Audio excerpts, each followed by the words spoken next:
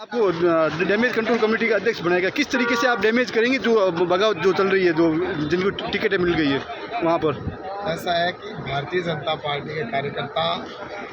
पूरे राजस्थान में आप देख लीजिए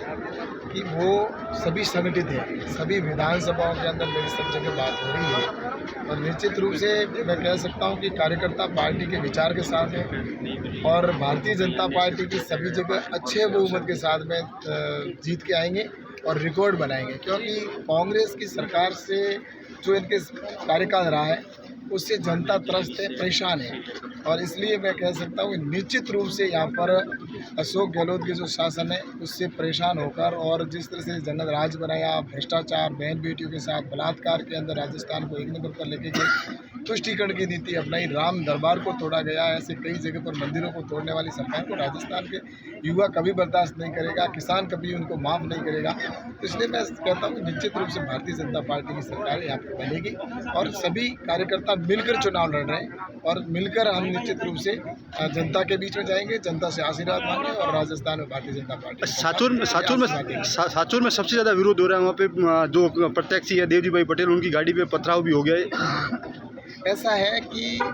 जहाँ भी ऐसी बात है तो निश्चित रूप से कार्यकर्ताओं से समझाइश करने के प्रयास जारी है और कार्यकर्ता निश्चित रूप से एक समय तक उनके अंदर निश्चित रूप से गुस्सा होता है,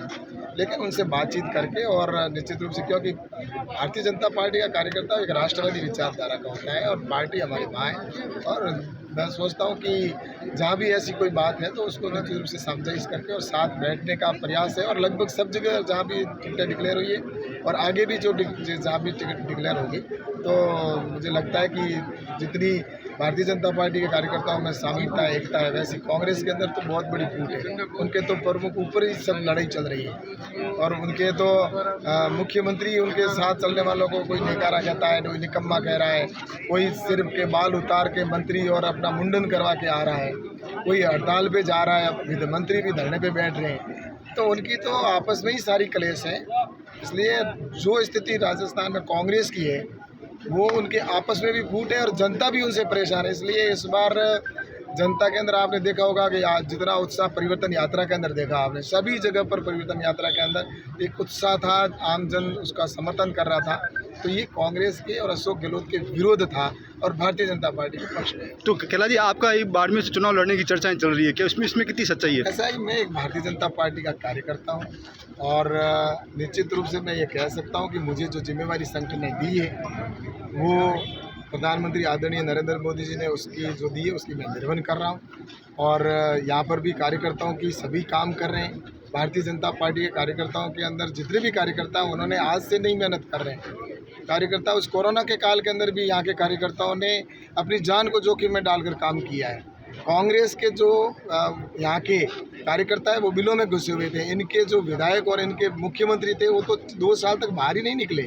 इसलिए राजस्थान के अंदर ये स्थिति बनी हुई है। तो इसलिए भारतीय जनता पार्टी के अंदर कार्यकर्ता है, जिन्होंने काम किया है, ऐसे कार्यकर्ता जो सर्वे के आधार पर और निश्चित रूप से पार्टी ने जो चयन करेंगे। तो मैं तो यही कहता हूँ कि मेरे पास में जो जिम्मेवारी दी है तो मुझे लगता है मैं उसको अच्छे से निर्वहन करने की कोशिश कर रहा हूँ और पार्टी के अंदर जो भी प्रत्याशी आएंगे सभी कार्यकर्ता सक्षम है और सभी के लिए उनके साथ लगेंगे और पूरे राजस्थान के अंदर सभी जगह जहाँ भी मुझे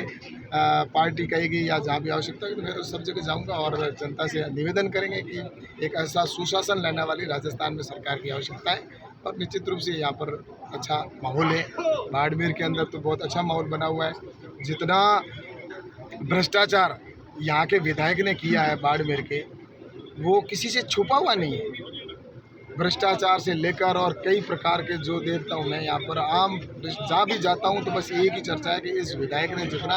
हमने विश्वास किया था उस विश्वास के ऊपर वो खरे नहीं उतरे और इसलिए यहाँ की जनता ने परिवर्तन करना, बाड़मेर की जनता ने मानस बना लिया है और निश्चित रूप से यहाँ पर भारतीय जनता पार्टी का जो भी प्रत्याशी आएगा उसको बाड़मेर की जनता आशीर्वाद देगी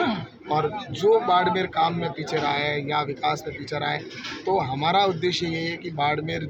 लोकसभा के क्षेत्र के अंदर हो, चाहे राजस्थान के अंदर हो या बाड़मेर विधानसभा के अंदर हो, हम काम करवा के और आगे एक अच्छा सुशासन दे सकें ताकि जो राजस्थान आगे बढ़ रहा था या बाड़मेर जो आगे बढ़ रहा था, जिसको इन्होंने भ्रष्टाचार की भेंट चढ़ा दिया, ज़मीन माफियाओं से मिलकर इन्होंने जो काम किया है बजरी माफियों के साथ मिलकर जो काम किया ये किसी से छुपा हुआ नहीं। तो सीएम अशोक गहलोत का कहना है कि सांसदों को बीजेपी हारी, इस वजह से सांसदों को उतारना पड़ रहा। ऐसा है कि ये उनकी बौखलाहट है, तो इससे स्पष्ट हो जाता है कि अशोक गहलोत जी डर गए हैं, इसलिए इस प्रकार के स्टेटमेंट दे रहे हैं। उनको सांसदों से किस बात का डर है? वो भी तो भारतीय जनता पार्टी के कार्यकर्ता है और वो भी जनता के सेवक हैं, और निश्चित रूप से अशोक जी गहलोत इससे घबरा कर ये स्टेटमेंट दे रहे हैं। और भारतीय जनता पार्टी के अंदर जो भी कार्यकर्ता हैं वो सब मिलकर काम कर रहे हैं।